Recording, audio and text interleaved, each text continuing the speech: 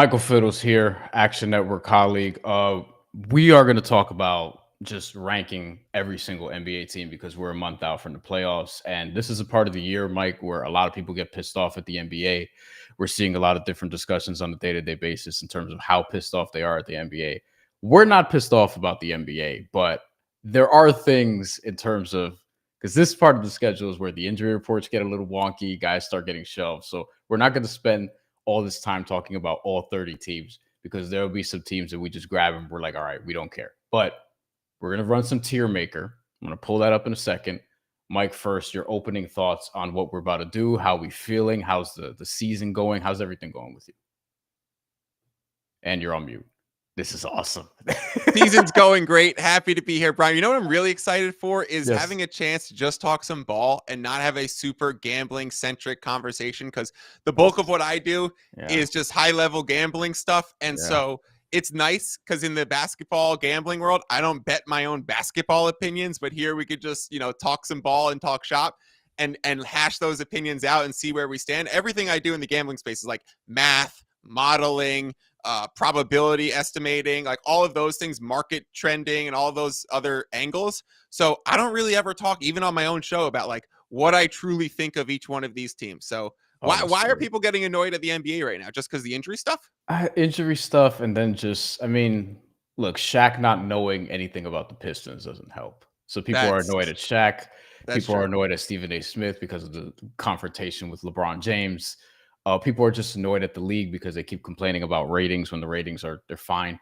And I'm at the point now where, like, how people call the dog days of the season January? To me, we're getting to that point now because now I'm watching like Cleveland play at such a high level. I'm watching Boston and OKC last night, and I'm like, God, I want to get to the playoffs already. Like, let's just go. Like, let's really get into these series.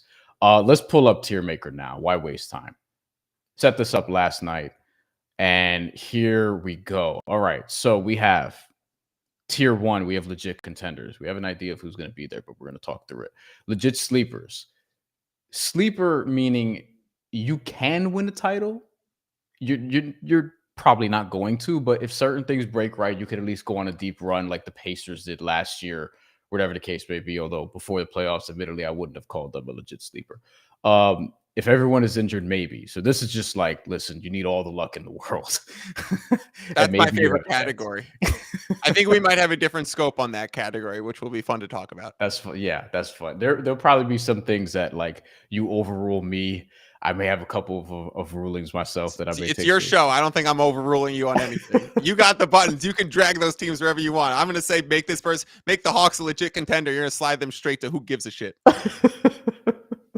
Fun teams, but not contenders. So, example, possibly the Detroit Pistons, but we'll talk about them.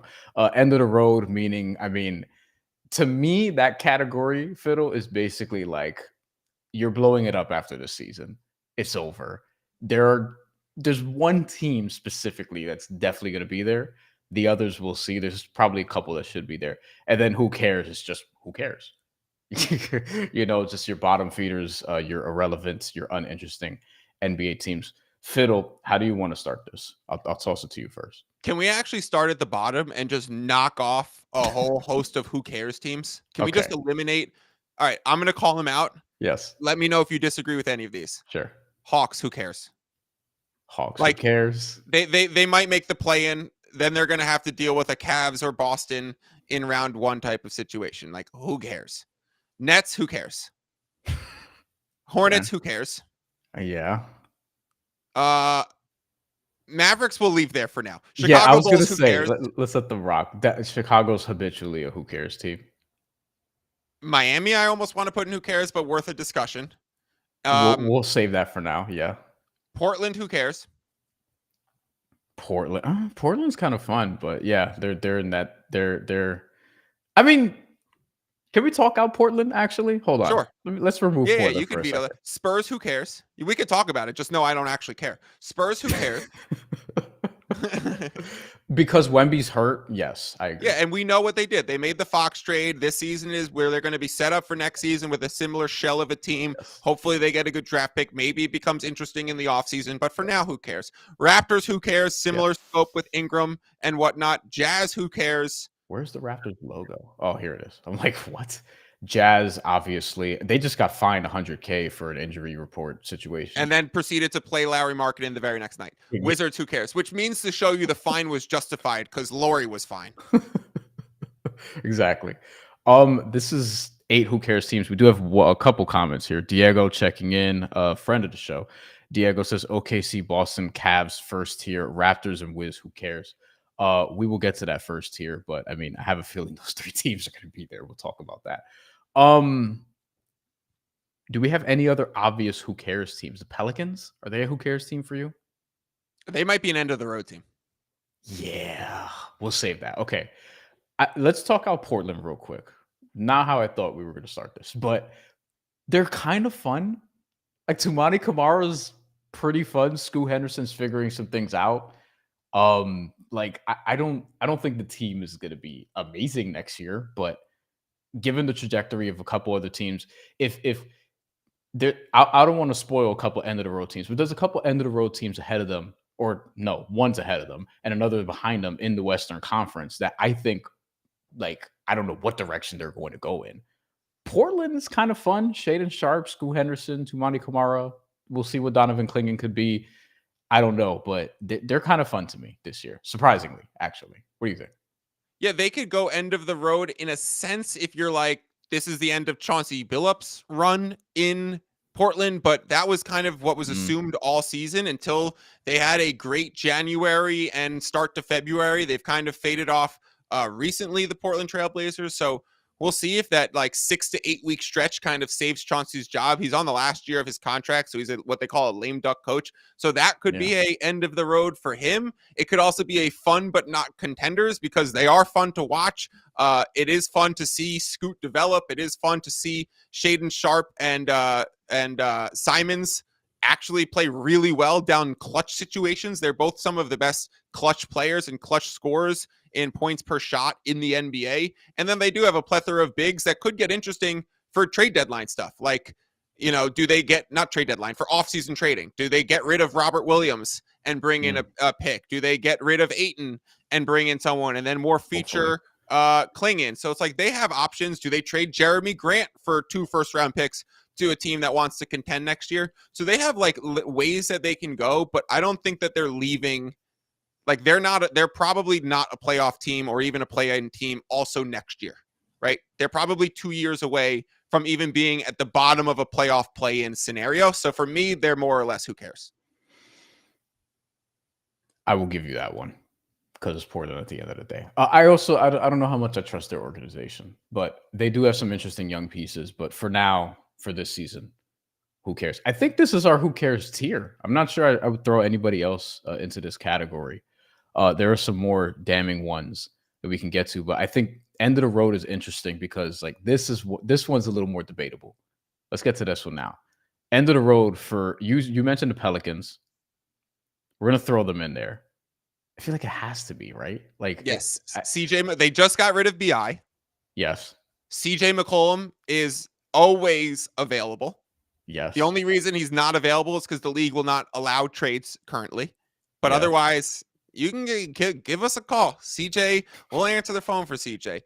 Zion, they were flirting with trading him even to Portland in the draft pick that became Scoot Henderson. Now, Zion started to play really well. So it's like, and he's the one saying, I'm healthy enough to play back-to-backs. I think New Orleans goes another full season with Zion and gives it one more chance. I think so. But too. DeJounte Murray coming off of an Achilles, it's tough sledding for that team. Like Trey Murphy's amazing. Herb Jones already done for the season. So I wonder if this is a end of the road for Willie Green type of season. And then I'd look at, the CJ, BI, DeJounte, Zion pairing that we were envisioning for this team that completely blew up this year because they were never healthy at the same time. I don't ever think we really see it. Misi's interesting. Herb Jones, hopefully he can get back healthy. He only played 20 games this year, which is very unfortunate. I don't know if Jose Alvarado is a long-term piece there. I think he is going to be a useful role player, but probably somewhere else. Yep. Jordan Hawkins, I don't really know what to make of his development. I expect a little bit more this year. He's very wildly inefficient this year. There's just a lot going on. I think the one revelation though, it's like, oh, Trey Murphy. I mean, could you build an offense around him? Best player on the team. Best player on the team. 1000% agree. This is they're going to need to shake things up in a pretty dramatic way over the next year and change. I do wonder, because you mentioned Zion, you think that they run it back one more year. And look, contractually it makes sense because his contract does have outs. Yep. He does have some trade value, but I feel like you may want to rebuild some of it. It wouldn't shock me though if this summer we continue hearing a bunch of Zion noise. I just don't know I don't even know what that looks like. Does a team overpay for him, or does he quietly get moved for not pennies on the dollar, but some equivalent to that is what I wonder. Yeah, a Joel Embiid for a Zion trade. I'm joking, but to get off that Embiid contract, like I had you for a second there. I don't think New Orleans trades Zion. I think they hold Zion because they if you looked at their win total before the season, like they were projected to be an above 500 team, right? Like they were kind of priced as this team might be sneaky dangerous, even though like they didn't have a center at the time. And it was like, how are they going to fill out the roster? But they have a bunch of talent. So maybe the talent can float them for a little bit. It never came through for them. So I do think they start next season, like thinking, let's try and be back end playoff play-in team, and let's try and be an above 500. If they're not, if they're floating and they're like the Spurs next season, Zion will be traded at the deadline. So that's why they're end of the road. I don't think we're going to see Zion play in a playoffs for the Pelicans. Comments, questions, super chats are welcome. Don't forget to like and subscribe if you're watching this. And we do this basically every week on here. Okay. You broke my brain with the Zion for Joel Embiid one. I've been thinking about that trade since you said it.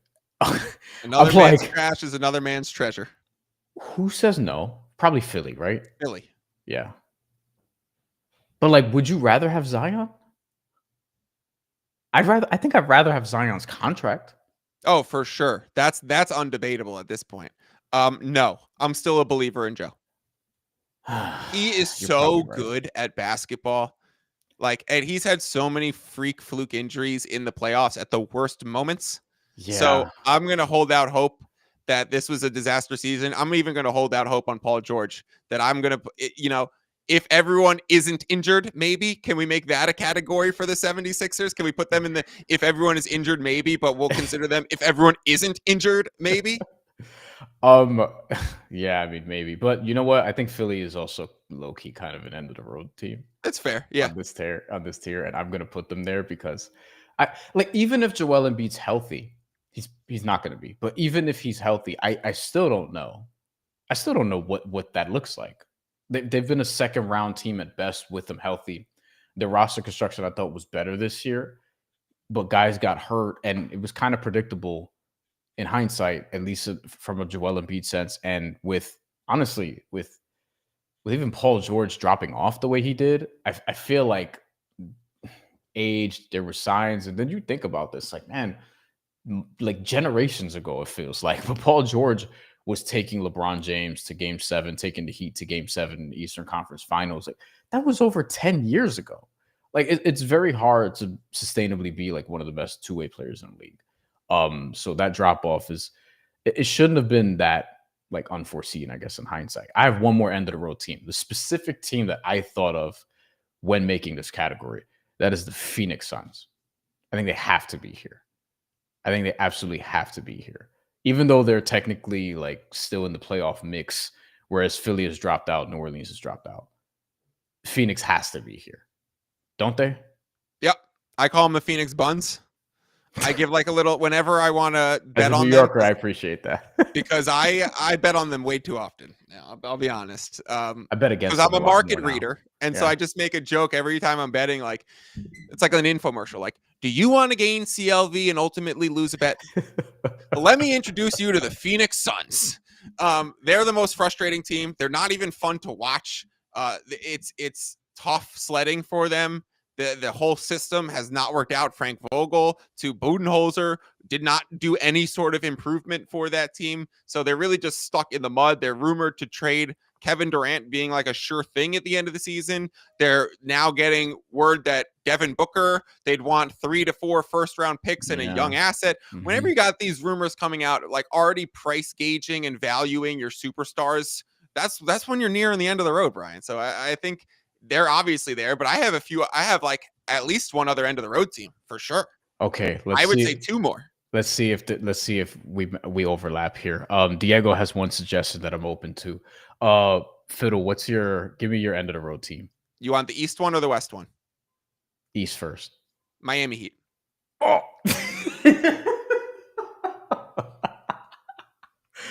Okay. End of the road in what sense? That they will not get further than where they are now. They've been there before. They got rid of Jimmy. So now this version of the Heat is either going to go into slight rebuild and kind of wait and see if we can get Kevin Durant from the Phoenix Suns this summer to be the last piece that brings us over the hump. But for this iteration of the Miami Heat, we're not going to see them be dangerous like we have. We're not going to see them be sleeper contender. We're not going to see them, if everyone is injured, maybe. We're not going to see them anywhere close to that unless they bring in another star to South Beach and they lure them. And Brian, can I give you the best take in the history of sports? Have I explained to you how I figured out why Heat culture exists? I know why. We talked about it out off air, yes, but you should say this on air, yes. Think about where the Miami Heat G League team is located. Now, the Santa Cruz Warriors are pretty close to, Golden State. They're in a great place to live. The Long Island Nets have a beautiful facility. The Westchester Knicks still live in New York and get a lot of those benefits of being in the limelight with all the rest of the Knicks. The Miami Heat's G League team is in Sioux Falls, South Dakota. Which I don't know why is that. I know why. Because then you ask the players who are fringe NBA players, where would you rather be? In Miami? At the Miami Heat private practice facility with private chefs, private planes, no state income tax, all the baddies in the world? Or would you rather be on coach buses going around Sioux Falls, South Dakota and trying to grind your way back into the league? That's why Haywood Highsmith. That's why Hassan Whiteside. That's why these fringe guys who go to Miami stay in the league, because once they get sent to the G League team and they're cruising around Sioux Falls and you realize how different it is than South Beach, you don't want to go to the club. The club will be waiting for you in the offseason. So how come none of the Miami Heat players get in trouble? Because they found the guys that are fringe NBA players that they can develop with Heat culture by, the tipping scale of what it's like to live in Miami on an NBA contract or in Sioux Falls, South Dakota on a G League contract. And I apologize to anyone listening who might be in Sioux Falls.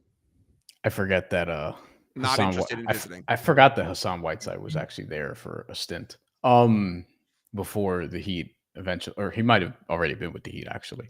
7 games in 2012, 2013, and another one later on, just as a rehab assignment, so to speak. I agree with this ultimately because I do think the plan, quote unquote, is just do whatever they can this year and then try to get Kevin Durant, which I think has been like a 10-year pursuit, but I think they'll be able to do it just because, they'll be able to be competitive. Like they'll feel the competitive offer, or they'll give a competitive offer. I don't know if they'll ultimately be like the team because there's some buzz about Houston who we'll get to later, but I agree. Miami should be end of the road team. The Western Conference team, I feel like this has to be the Kings or the Clippers. It's the Kings. Yes, for sure. Kings. I agree. I don't think we need to. They just got rid of Fox, and now Sabonis is questioning the direction of the franchise. And they fired Mike Brown, and they brought in Doug Christie. Is he going to stay? Is he an interim coach? Like Zach LaVine, a lot up in the air. Yeah, exactly. So, end of the road for that iteration of Light the Beam squad. That was a very fun squad. I think everyone else here could advance. Everyone else here, we will say mostly positive things about. I think.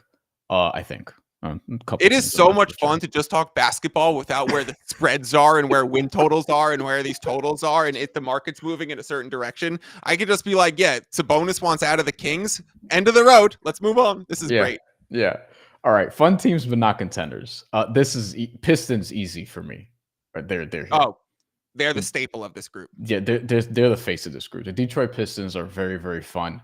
Malik Beasley having a resurgence is a lot of fun. Jalen Duren, after he struggled in the beginning of the year, sort of figuring things out now. I feel like he looks better on a little more consistent basis.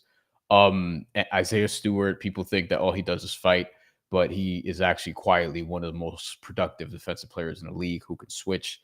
Hit an occasional three. Cade Cunningham, that dude is going to be a perennial all-star in a league where it's hard to do that as a backcourt player, as a guard. But Cade Cunningham is really, really good. And I think Detroit has something. I just don't think it's like this year. It's probably going to be a first round exit where they win a game or two. It's fun. It's competitive. And this is like a step into, okay, maybe they take another leap forward. Jaden Ivey, hopefully he comes back from injury also. Like that's a big thing for me. And I'm telling Knicks fans that be careful with Detroit in the first round. The Knicks will win that series, I think, but Detroit can push that to 6 and make it a little uncomfortable before the Knicks eventually have to face likely the Celtics in round 2. Who's better right now, Brian? Cade Cunningham or Tyrese Halliburton? Wow. I weirdly I want to say Tyrese Halliburton, but I feel like I trust Cade Cunningham more, like from a consistency standpoint. Yeah. And I appreciate Tyrese Halliburton's playmaking, real point guard stand up, but like Cade Cunningham, I think he's gonna be better. He's gonna be overall better. What about Ja Morant? Or Cade? Either of those. Ja is probably last to me, honestly. At this point, he's with the shoulder stuff and how bad his shooting percentages have been recently. Like he's not like Scottie Pippen's Junior's playing just as well. The reason why I bring those two teams up, because obviously Detroit is the staple category of fun teams but not contenders. You see it the way Detroit's still making roster moves around it. Like they're still absorbing contracts and bringing in picks. They're still collecting assets before they make their push. So they're a fun team. They've announced themselves as actually not a contender, but I think Pacers and Memphis should join them here. Those would be the pitch of fun teams but not contenders to join. That's why I brought up Tyrese, and that's why I brought up Ja Morant, because I think they're very similar in vein in terms of and in style, but I don't see either of those two teams getting anywhere this season. Is Dallas in this category? I mean, they're not healthy. But I can't see Dallas can't be an end of the road team for me. No, because they're going to run it back with what they have. Yeah. In fact, they're going to try and get Kevin Durant too, and listen to this one, Brian. What if the Mavericks get Kevin Durant? They have what draft asset? Well, we'll see. Draft assets, some young guys. I don't know exactly what if they can pull it off, right? And you have Kevin Durant and Anthony Davis kind of lifting that team for the first half of the season, and maybe Kyrie is that last piece that comes and joins them around the All-Star break next season if he's a full year recovered from his ACL. And then you get the situation, Brian, where Kevin Durant is in Dallas trying to win a title with Kyrie Irving and Anthony Davis, who have won titles with LeBron James, and Klay Thompson, who has won all the titles with Steph Curry. And then Kevin Durant tries to take those guys and have a KD-led title flanked by all the compadres of Steph and LeBron over the last few years. The problem is you might need Klay Thompson's contract. It's difficult to pull off the trade without Kyrie or without Anthony Davis, which you're not doing anyway. Yep. Just financially, because Klay is at $15 million. KD is at like almost 50. In terms of like how much he makes annually. I'm going to pull up the actual numbers, but I know it's hovering 50 million. But Klay Thompson is at 15 million this year, 16.6 million next year. Lively's contract's still so cheap as a rookie that it's hard to salary match around him. So KD is going to be at 54.7 next year. 51 this year. Klay Thompson's in the teens. PJ Washington's at 14. He's on the last year of his deal next year. Sign and trade. Well, no, he'd still be under contract, so you wouldn't even have to do that. And if you're Dallas and you'd be theoretically getting KD back, you're not going to extend PJ Washington anyway, so who cares? Daniel Gafford's going to be at 14.3. I would think they're more likely to re-sign him than PJ Washington anyway, but I don't know that. I don't know how they want to build this team exactly. Is Anthony Davis going to be at the 5 or the 4? I guess the 4. 4. Caleb Martin's got $9.5 million you could play with next year, 9.1 now. Najee Marshall's got 9. Like, there are contracts you can kind of put together, but I feel like you're still going to need a third team, like a facilitator. They were rumored, like when all the KD stuff with Houston and Miami, like Mavericks were in those rumors too when people started reporting it. So that just got the wheels spinning for me of thinking like, you know, they're probably in the Kevin Durant sweepstakes. For me, the Mavericks are currently who cares. It's like they need the category of I agree. I care for the purpose of hating on them. Like it's a hate watch kind of thing at this point. If the Mavs were healthy, they would be a legit sleeper for me. Or legit contender. Yeah, one or the other. If they were healthy, but they're a who cares team because they just have all these injuries, and there's no incentive at this point to rush guys back because they're falling behind in a bad way. What do we do with the Clippers? Legit sleeper. Okay, so we're gonna wait. That's interesting. What do you have them as? If everyone is injured, maybe. Well, aren't the Clippers the team that everyone will be injured on? Haven't we learned that lesson for the last 5 years? Yeah. But the reason I asked is because fun teams but not contenders. Clippers don't qualify. Let's fill out this tier. This tier first. I don't know if anyone else is. There's some teams that are I think are just below the stage of contenders, and maybe that's just that if everyone is injured, maybe. But I would struggle to call the Magic fun. Me too.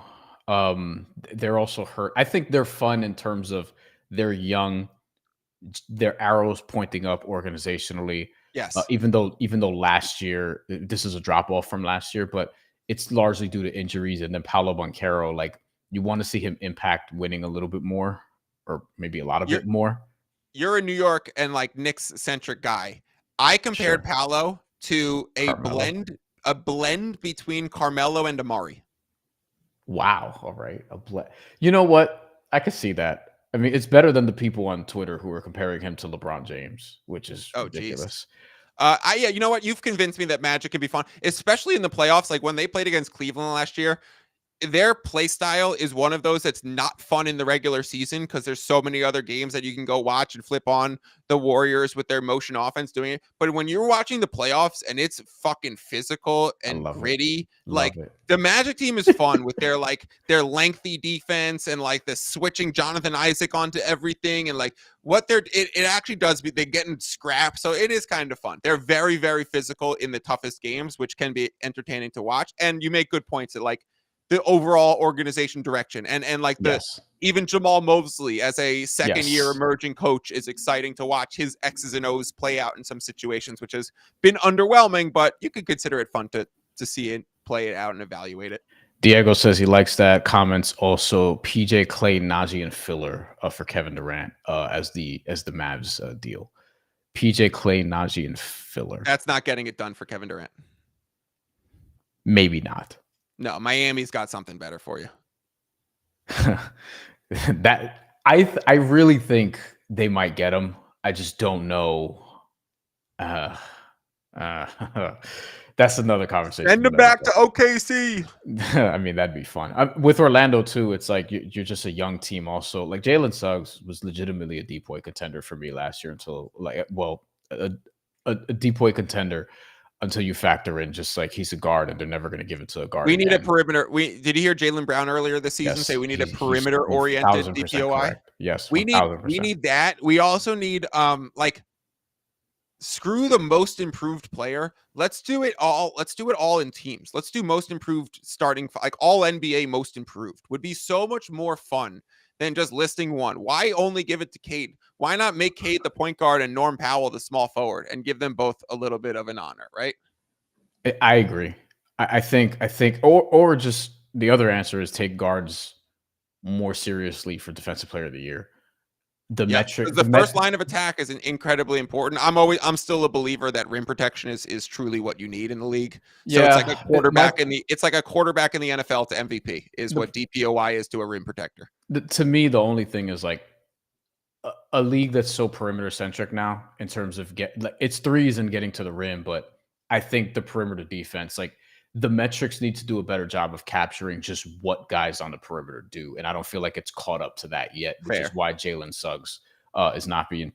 This year won't happen, but still. Also, Marcus Smart winning that award most recently screws it for everyone else. Because in hindsight, that was a terrible one, right? And I love the fact that a guard got it. Sure, but that wasn't the right example for it. And maybe we should split the difference where it should actually be, and I'm not saying like this is the guy who should win it, but maybe it's the Lou Dort type of player that can play inside out, that could match up on best player every night. That's not like necessarily where he's playing on the floor, but how many different places that you can place him in the floor and still get an elite defender. Yeah, versatility for me matters for that award. That's why I think Bam should have one or two.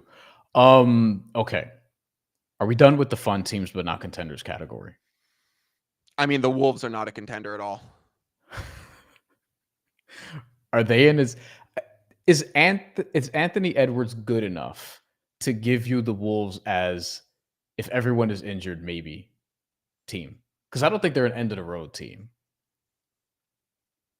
I don't know if I'd call them fun. I think Ant's fun. I think elements of their team are fun. If you wanted to say they're fun, sure. I don't think Rudy Gobert's fun at all. And he's good, but he's not fun. That one's tough. That one's tough to thread the needle of where we put them. Yeah, Minnesota's a tough team to categorize. I kind of think if everyone, they could be the start of the if everyone is injured maybe tier, because listen, I'm of the opinion that legit sleepers and if everyone is injured maybe are almost one in the same, right? Because like if SGA gets injured and it's a Timberwolves versus Thunder series, it's basically a coin flip. I'm gonna say the Wolves are, and if everyone is injured, maybe team. Yeah. Because to me, that's a cut below legit sleepers. Right. I'm just saying you become a sleeper to move forward if you just face the lucky injury, right? Like the Knicks were up 2-0 last season, and then OG, Brunson, the whole team goes out. Mitchell Robinson, like the whole team is done. Julius was out, like literally everyone. And the Pacers come back and storm and beat them, by winning 4 out of the next 5 or whatever. The Wolves are still top 10 defense, top 10 net rating, almost a top 10 offense. And Anthony Edwards, the 3-point shooting, while people have had their complaints, he's making a ton of them. It's amazing. Stop complaining about it, people. He's making 4 a game. Get a tree. He's shooting 10 a game, but he's making 40%. So I can't complain. If you're making 40% and shooting 10 a game, you should probably shoot 14 a game. Yeah, that's what the numbers will tell you. Half of the shots are coming from 3, but I feel like it's made him more effective as a scorer. I don't think the Julius Randle piece is a long-term thing, and he's a historically bad playoff performer to this point.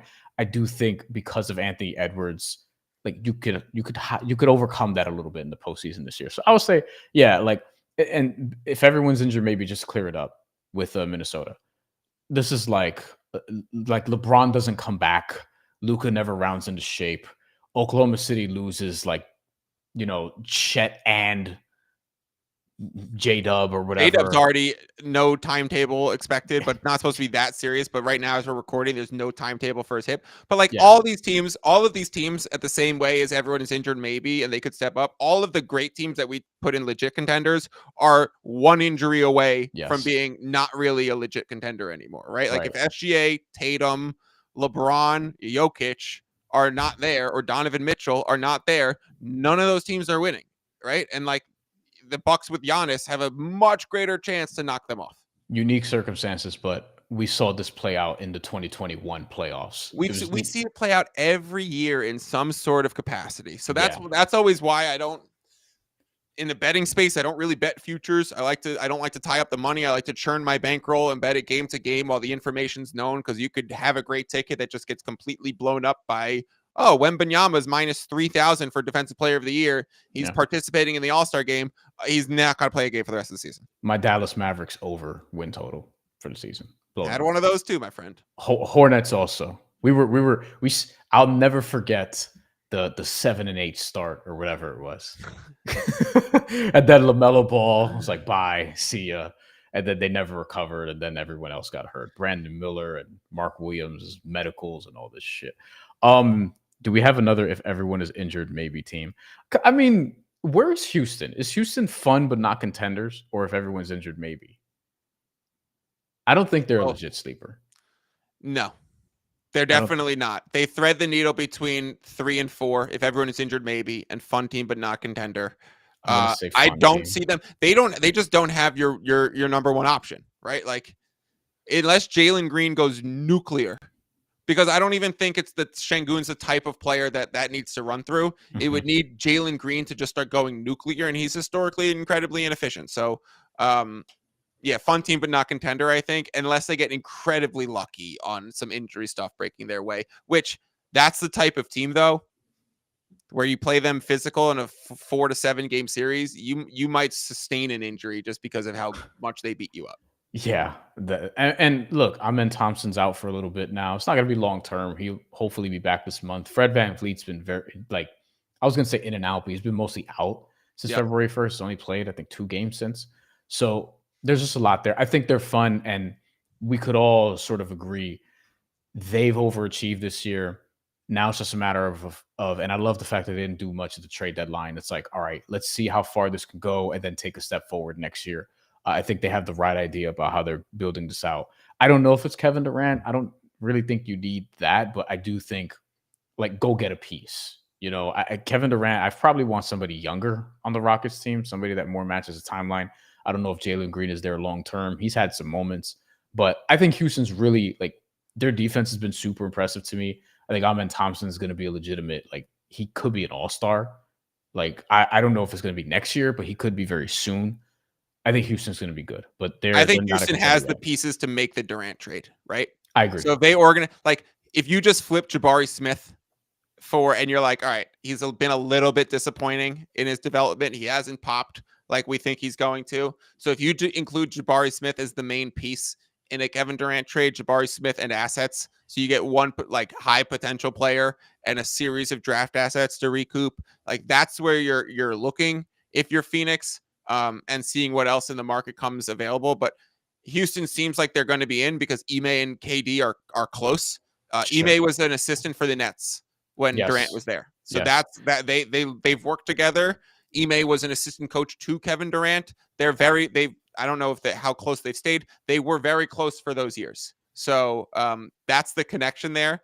And Ime's going to probably want to get his guy because he wants to press the gas pedal on this stuff, but we'll see. And they have the pieces. So they have the money too. They have the money too. Teams that we have left right now are wildly exciting. Yes. Fred VanVleet, by the way, $44 million next year, team option.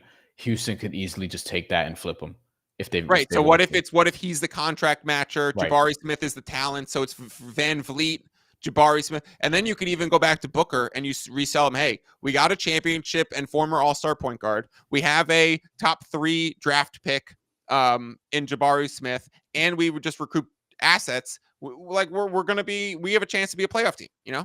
Yeah. Then Jalen Green, 33 million, like him and Fred VanVleet would be 77. So you'd have to get back more than just Kevin Durant at that point. Dylan Brooks is 21. I feel like he could be dangled out there, although I've kind of liked what I've seen from him. It's been phenomenal. Yeah. Like I've enjoyed him in fantasy a ton. Like I picked him up on waivers very early in the year, thinking, all right, we'll see how long this lasts. And no, he's mostly been good.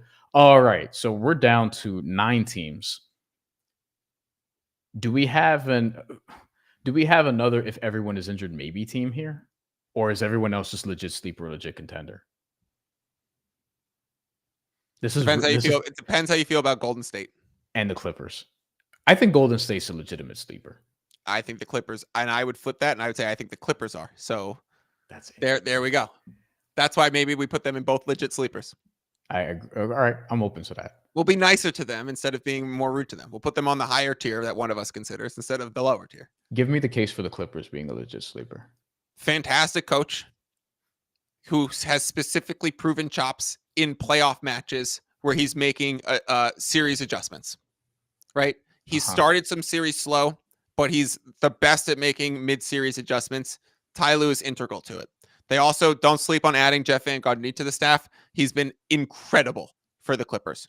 You bring in James Harden. You return Kawhi Leonard. Have you seen Kawhi's minutes recently? playing 40 minutes on some nights. Yeah. He's averaging 38.7 minutes, something like that, over his last like 5-10 games. The playoffs, there's not going to be any back-to-backs. I was going to say It that. doesn't seem... I'm going to make my dog go nuts. It doesn't seem like he sustained any setbacks. So if he's ready to go on every other or every third night during the playoffs, the way that defense has been, the way that they've played in half-court sets, the way that they've slowed down the pace, they have been like, what are they? One of the top 2 or 3 defensive teams for the bulk of the year. The way Norm Powell and Zubac are playing, like, this team is good. They have depth around it. I loved the trade deadline acquisition of Bogi Bogdanovic. I think getting Bog is a great bench scorer for them. So I think they have all of the pieces, like some bench scoring, some bench playmaking, some star power, some interior, some perimeter, some defensive looks, shooting, the combos of Amir Coffey, Norm Powell, Batum, Derrick Jones Jr. They have a Kawhi. They have so many plethora of wings that if they get hot shooting, like, imagine if Derrick Jones Jr. does what he did on Dallas last year, and like maybe Amir Coffey or one of them like shoots like PJ Washington did, right? Then they're a legit sleeper. And James Harden's one of the best passers I've ever seen. So he will put that ball where it needs to be. And as long as the shooters are hitting their shots, defense is good, half court's good, coaching's good. They're going to be very tough in any series as long as they're healthy. 4th in defense, 11th in net, 19th in offense, but Kawhi will be, knock on wood again, but Kawhi will be available obviously in the playoffs more often because there are no back-to-backs. So and game slows down. So I'm sure if you did only half-court offense, they would be better because there's so much transition in the regular season. 20th in pace, which I actually like from a playoff perspective. Exactly. Because it tells me you can win in the half court, you can win in the fourth quarter. Yep. That's where Kawhi needs to excel. That's where obviously James Harden could excel also. Yeah, you've sold me. I agree with this.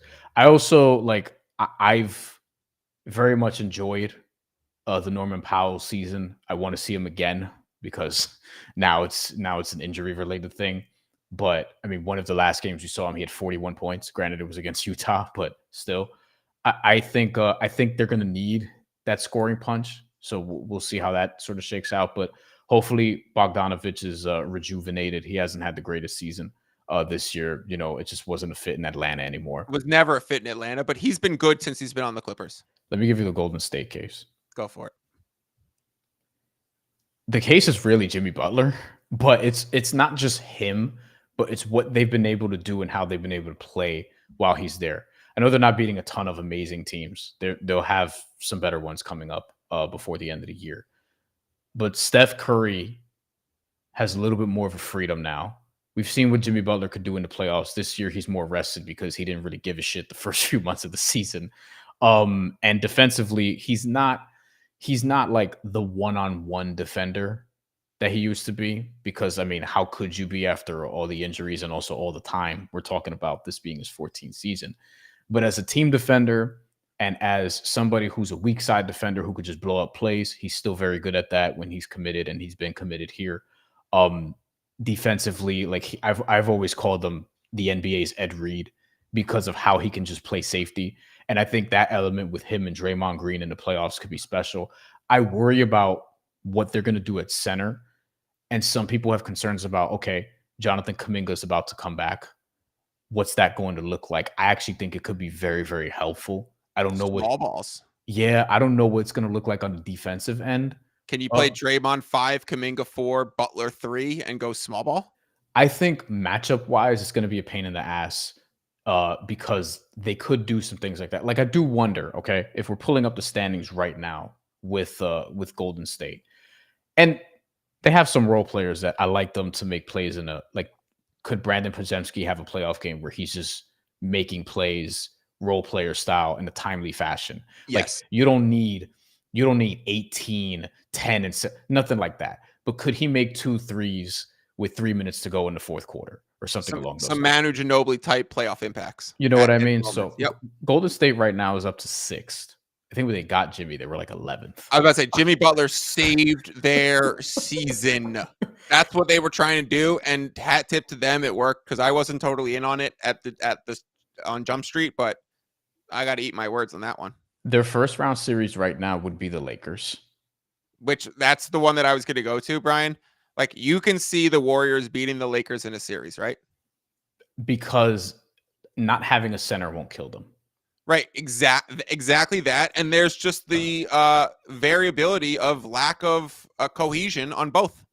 And so you might trust a coach like Steve Kerr to button up the cohesion, and a guy like Jimmy Butler, who's been in a lot of these situations, more so than heavy usage LeBron and Luka trying to figure it out with a coach of JJ Redick, who's its first year trying to figure it out with no center, with a little bit roster. They do have some roster holes, which they clearly tried to fill but couldn't. So I'd probably put Lakers in legit sleeper too. But yeah, I would say that's a coin flip series where Lakers are probably simply the favorite because they have home court advantage, not because they're outwardly the better team. If Warriors were the 3 and Lakers were the 6, I'm sure the Warriors would be favorites. Golden State will get either Denver, the Lakers, or Memphis. Can you rank? They don't want Denver. That's the one. I don't think they want Memphis either. I don't think they want Memphis. Because Memphis fucking wants them. Memphis hates the Warriors. Shout out Dylan Brooks and all that stuff that went down. I don't think they want Memphis either. I do think they could win that series. I wouldn't favor them though. But the Lakers are the one that they would want. You think Lakers are legit sleepers, not legit contenders? They're not a legit contender. And I have a Lakers 40-1 ticket. That was my first bet of the offseason last June, right? Because I knew that they'd be around in the playoffs and that they're going to be dangerous to get through a few series and that they had the chance of, I thought it was going to be, a Zach LaVine or De'Aaron Fox or Trae Young that they were going to target. I mean, if anyone out there thought it was going to be Luka Doncic, can you please tell me what stocks I should invest in? Who's going to win the title in 2029? Who's going to win the World Series in 2031? So I can get down on some futures already if you're that much of a savant. Also, please tell me what stocks. Exactly. Right now? Right. Who's the next company? Honestly. Where's the next Apple, please? Tell me if you knew that Luka was going to be traded. Please let me know which penny stock is currently going to be the next Netflix. Oh my God. So yeah, I think Lakers are legit sleepers. I don't think they're a contender. It's too soon. How do you think they match up with Denver and Oklahoma City? Denver's the worst matchup for the Warriors. No, the Lakers. The Lakers, with Denver and Oklahoma City. Yes, the Lakers with Denver and Oklahoma City. Lakers want Denver. Before I toss them in the GC, they want Denver. Why do they want Denver? They don't have a center. I know that Denver's just beat them in back-to-back playoff series, one of which was the most competitive sweep of all time. Remember that whole thing? Air quotes, yes. Right? And then the very next year, the Pacers sweep against Boston was only an 11-point score differential through the 4 games and was actually the closest sweep of most competitive sweep of all time. The Lakers would like to get the little revenge on Denver, and they've always matched up well. 2 of those games in the playoffs last year were game winners by Jamal Murray, and I think they had the lead in halftime at 4-5. I think so. And so right. There's a lot of, you have to just, especially in the betting sense, throw out the anomalous stuff. Not in my bankroll, but in my mind, Tyrese Halliburton did not hit that shot and win on a 4-point play against the Bucks. The Bucks had that game, right? If I'm going to be handicapping the next one. So if I'm handicapping Lakers versus Denver, I think there's a series of games where there's just been a Lakers collapse. And now you get the closer in Luka Doncic to also come join. So I do think that's I actually would like to be I'd be taking the plus the points. I'd be taking plus the money in that series if it came up, Lakers Nuggets. I'm going to put Lakers on sleepers also. Yeah. I agree with that. It's tough also because I don't know what the groin injury for LeBron is going to mean. They're reporting that it's not as bad as it was before, but also he's 40, not 41 yet. 40. He's 40. Stop aging, my man. Yeah, no, he's still awesome, but yeah, I'll say the Lakers are. So your listeners know I have a girl dog named LeBron. Wow. I don't think I knew that. Okay. I call her Bronny. We have 16. Like, you named your dog after LeBron's son? And I was like, no, that's not what happened. It just happened to be a girl. I thought I picked up a boy from the adoption place, brought it home. My girlfriend at the time goes, this dog doesn't have a penis. And I was like, oh, it's a girl. So we then changed the name from LeBron to Bronny. That's the story. It's real. It's very true. It's exactly how it played out. That's amazing. I was like, I didn't look. Wait. You know we what? picked her up from like a big rescue event where there was all these dogs that had just been saved from a bad breeding situation, and that they were all being brought to an animal rescue.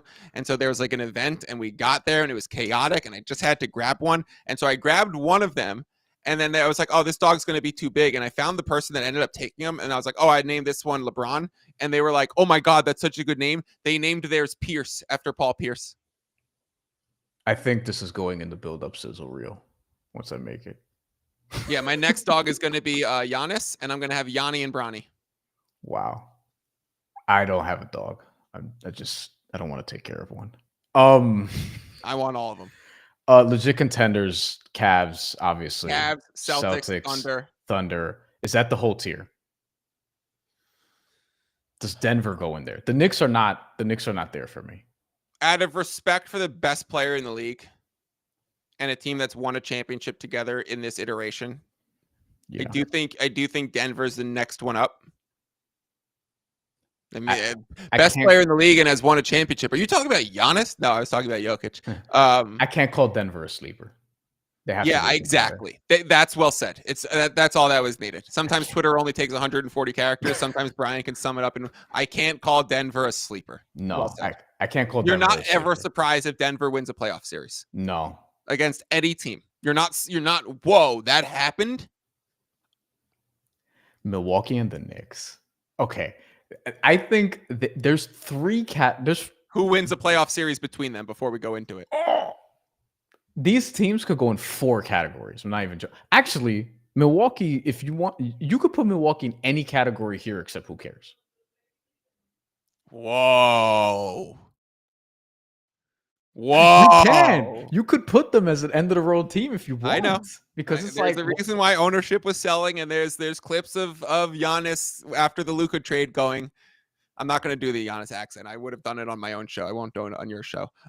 There's clips of Giannis saying that he wants all the stars to be in LA. He wants all the stars to be in New York, all the European and foreign stars. Yeah. So when there's a Greek freak in Milwaukee, Wisconsin, that doesn't fit the bill of what Giannis was saying that he wants to see in the league. Milwaukee could be an end of the road team. They could be fun, but not contenders. I don't think that they're that much fun. I think Giannis is fun. They could if everyone is injured, maybe. Yeah. Is Milwaukee a legit? Diego says Bucks, Knicks, sleeper, I guess. Which I think the I guess is correct. Can we give the Minnesota Timberwolves just some company with Milwaukee there? Because I would be really surprised. Oh, it's so hard to say, but there would be a sense of me that is outwardly surprised if they beat the Celtics. Okay, right now they're in a 3-way tie for 4 with Indiana and Detroit. I think most people would suspect Milwaukee gets 4 or 5. Right. That means you're getting Cleveland in the next round.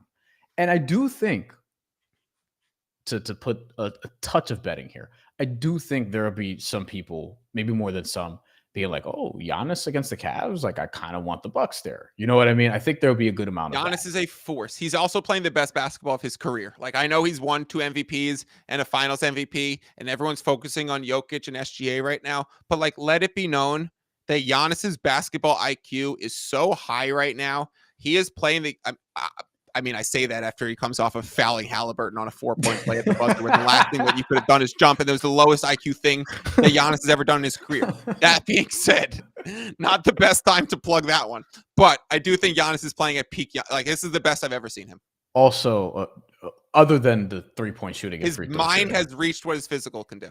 He's not shooting threes. Like, okay, I know he shot that one at the buzzer, but like, I think at All-Star break, he had 11 3-point attempts on the season. I haven't checked what it is yet right now, but like, he's not shooting threes. So it's just like, he's actually learning to, like, that's where the mentals are reaching up with his skills. Like, right. He's now being smart enough not to take those shots. and to keep looking on the offensive possession for more attempts. Has he even shot 33-point attempts this season? He's 8 for 43. Okay. 19%. He leads the NBA in twos, both makes and attempts. 628 of 1,008, which is ridiculous. He's 62% from two. I do wish the free throw shooting was better because that does worry me in the playoffs. It's 59%. Missed a big one the other night. He gets to the line a ton, so he needs to make those. The point of it is, and we'll wrap in a couple minutes. Milwaukee, if they play Cleveland in round 2, I like Cleveland too much. Would I be stunned if Milwaukee won that series? I'd be pretty surprised. It would take a heroic Dame and Giannis effort, right? Like Giannis is putting up 30 and 16, and Dame is putting up 27 and 8. Here's my question: who has a better chance of beating Cleveland in a playoff series, Milwaukee or the Knicks? Knicks. Oh, that's an easy answer for you. Easy. Okay. Easy. Okay. The one thing that could cause this Cavaliers team trouble is the physicality that New York has, and the Bucks they don't have as much of it now. I don't feel like. True, but like we'll see if Mitch Robinson starts to ramp up more minutes. But like the way that the Knicks can just go at a team and the way that they hound rebounds, like Cleveland wins off of teams beating teams on the glass a lot, right? If the Knicks, they play the two big lineups, they had now added DeAndre Hunter, who's actually a Knicks killer historically. Like, look at DeAndre Hunter's game logs on the Hawks. Do you think that was an accident? Do you think that was an accident? Hell no. No. I think, 5 out of the last 7 games DeAndre Hunter has played the Knicks, he's over 20 points, and he was averaging like 12. He knows the open spots on the floor. Right. I don't know. If the Knicks win the rebound, if they crush them on the glass, then they could win that series. Whereas Milwaukee only has that physicality in Giannis. Like Dame and Brook Lopez, Bobby Portis brings it. But, Connaughton, Kuzma, those guys are not going to beat up the Cavaliers. Giannis will, but the Knicks will as a whole as well. Bobby Portis might. I don't know if he'll do it on the court, but he might. Are the Knicks a legit sleeper? Yes, for sure. Yeah. Okay. I think so, but I just but they're also Boston is so good but they're one injury away. I don't think. See, that's the thing. But Boston injury could be Derek White. It could be Jaylen Brown. It could be Porzingis. It could be Horford. It doesn't have to be Tatum. The Knicks are almost, and if everyone is injured, maybe team, because I think Cleveland and Boston are just like so much better. And in terms of a matchup problem for them, and this is coming from some like I think Jalen Brunson, I think the world of him. Karl-Anthony Towns has surprised me this year, but I'm still 1 foot in, 1 foot in, 1 foot out on Karl-Anthony Towns in terms of what he could do in a playoff series when it gets to round 2, because like, is he going to be super reliable scoring the ball? Is he going to commit a stupid foul, which he tends to do in the playoffs? But I feel like the Knicks on a tier with Golden State, Lakers, Clippers, it kind of makes sense. I do think they're better than Milwaukee at this stage. If the Knicks were to play Milwaukee in a playoff series, which, look, that's not impossible. Like if Milwaukee somehow falls to 6 and we get Knicks Bucks, I don't know how great the Knicks are going to feel about that.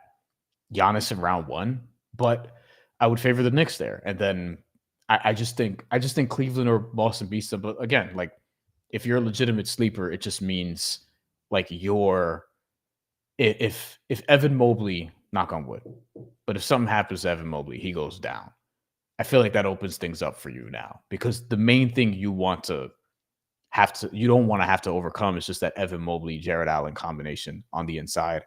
The guards are going to be a pain in the ass for Jalen Brunson, for Mikal Bridges, who hasn't had the best defensive season this year either. It just hasn't been great. But they're a legit sleeper. If there has to be one Eastern Conference sleeper, it's the Knicks. It's definitely the Knicks.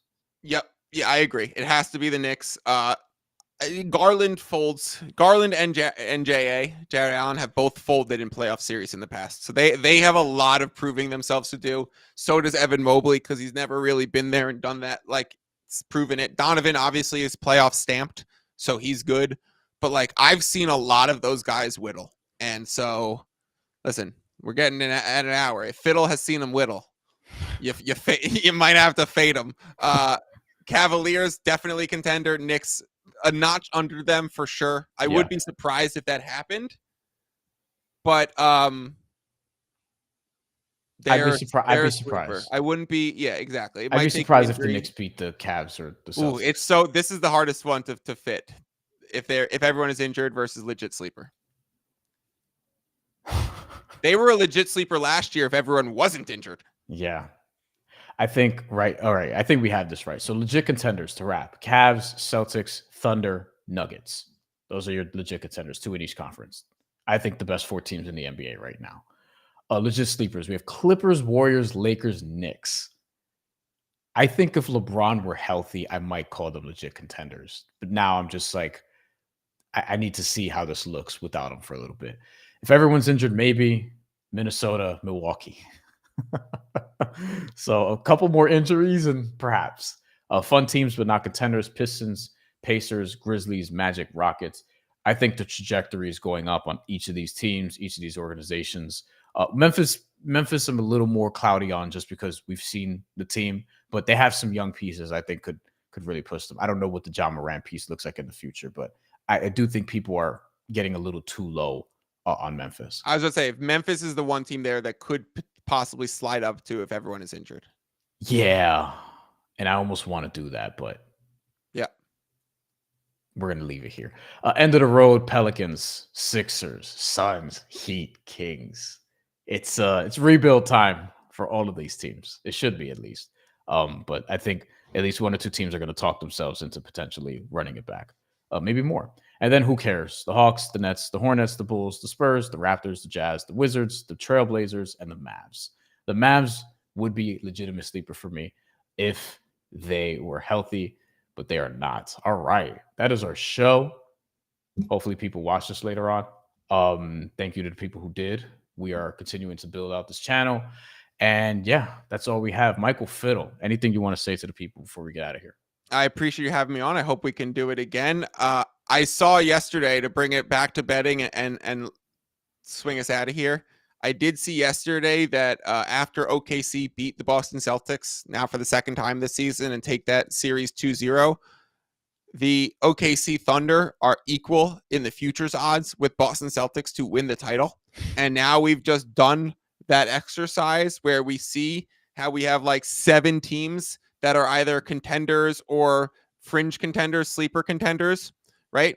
So those are on the 7 in the West and maybe like 2 in the East. So you see how much easier the path is for the Boston Celtics to reach the finals than it is for the perceived Western side. So that means what the books have just said, as the OKC Thunder closed as a +3, and you value home court advantage and flipping it about 4 points, the books are telling us OKC Thunder are the best team in the NBA and would be a favorite in that series should those teams make the finals.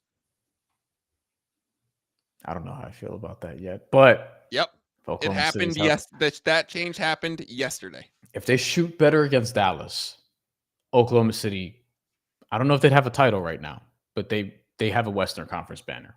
Yes, I agree. That's what I think. All right, we're getting out of here. Thank y'all for watching. We'll talk again.